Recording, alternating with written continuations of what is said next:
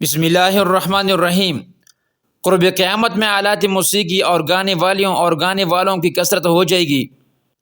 چنانچہ حدیث میں ہے کہ رسول اللہ صلی اللہ علیہ وآلہ وسلم نے ارشاد فرمایا، آخری زمانے میں لوگ زمین میں دنس جائیں گے اور ان پر پتھر برسیں گے اور ان کی صورت مسح ہو جائے گی۔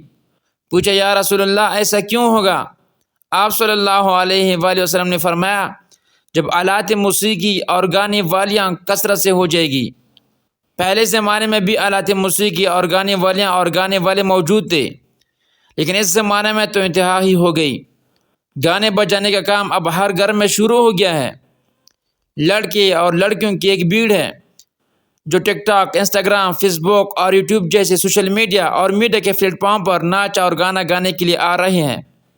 ٹک ٹاکروں نے ناچ اور گانے میں تو کوئی کسر نہیں چھوڑی، انہوں نے تو حد کر دی۔ ان میں سے بعض دنیاوی لحاظ سے بڑے بڑے گھروں سے بھی تعلق رکھتے ہیں، ان کی تعداد میں روز بروز اضافہ ہو رہا ہے۔ یہاں پر تو ہر پروگرام میں آلات موسیقی کا استعمال ایک فیشن ہو گیا ہے، یہاں تک کہ اب تو نعتیں اور قصیدہ برد شریف بھی آلات موسیقی کے ساتھ گایا جا رہا ہے۔ اب ان گانے والوں اور گانے والیوں کا نام بھی آرٹسٹ رکھ دیا گیا ہے، جس سے ان کی ضمیر سے وہ کانٹا بھی نکل گیا ہے جو خلاف شریعت کانوں پر خلش پیدا کرتا ہے، اور وہ معاشرے میں معزز ترین لوگ سمجھے جانے لگے ہیں۔ حکومت کی طرف سے ان کے ہر قسم کی حوصلہ افزائی ہوتی ہے، حتیٰ کہ تمغہ حسن کارکردگی تک دیا جاتا ہے۔ حالانکہ آلات موسیقی اپنانا، گانا بجانا اور سننا دل کے امراض، اللہ کے ذکر اور نماز سے غافل کرنے اور قرآن مجید سننے اور اس سے فائدہ اٹھانے سے روکنے کا سب سے بڑا ذریعہ ہے۔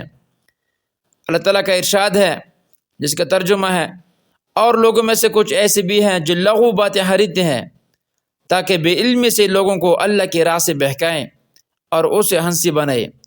یہی لوگ ہیں جن کے لیے رسوا کرنے والا عذاب ہے۔ اہل علم نے لوح الحدیث کی تفسیر میں کہا ہے کہ اس سے مراد گانا بجانا اور آلات موسیقی ہیں۔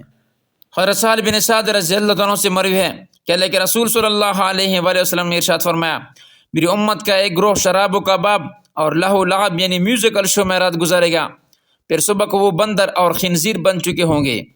ان میں سے جو بچ رہیں گے ان پر اللہ تعالیٰ ایک ہوا بھیجیں گے جو انہیں اس طرح تباہ و برباد کر دے گی جس طرح پہلی نافرمان قوموں کو برباد کیا گیا۔ یہ سزا انہیں اس لیے ملے گی کہ انہوں نے شراب پینے، گانے بجانے اور گانے والی فاحشہ کنجریاں رکھنے کو حلال کر لیا ہوگا۔ حافظ مبشر حسین لاہوری صاحب اپنی کتاب میں لکھتے ہیں کہ فرمان نبی صلی اللہ علیہ وآلہ وسلم کے مطابق قیامت سے قبل کچھ لوگ جو گانوں، باجوں اور میوزیکل فنکشن میں رات گزاریں گے، صبح کو انہیں زمین میں دنسا دیا جائے گا۔ اس پیشگوئی کی جزوی صورتیں وقتاً فوقتاً ظاہر ہوتی رہی ہے۔ آج کل کے دور میں گانے بجانے کا عام ہونا کسی بیان کے محتاج نہیں رہا۔